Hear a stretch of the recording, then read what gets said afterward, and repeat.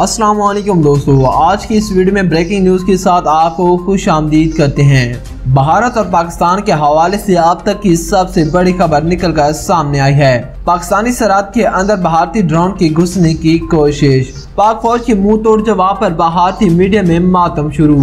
दोस्तों, इस हवाले से मैं इंतहाई अहम खबर और इस खबर से जुड़ी भारतीय मीडिया का क्लिप भी आपको इस वीडियो में मुलाहिजा करवाऊंगा। चांद रोज कबल मकबूजा कश्मीर में भारतीय फिजाई अड्डे पर होने वाले ड्रोन हमले के बाद भारत पाकिस्तान पर किसी बुज़दिलाना कार्रवाई की फराग में था। अपनी इसी बुज़दिलाना कार्रवाई को सरअंजाम देते हुए भारत को पाक फौज के हाथों किसी कदर शर्मिंदगी का सामना करना पड़ा है।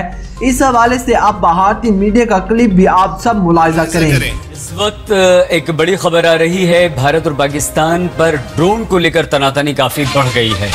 कश्मीर के भिम्बर में एलओसी के पास ये ड्रोन को मार गिराने का दावा किया गया। भारत का ये दावा है ये हमारा ड्रोन नहीं है, जबकि पाकिस्तान ये दावा करता है कि भारत का स्पाई ड्रोन है जो आर्मी की गतिविधियों पर नजर रखने के लिए भेजा गया था।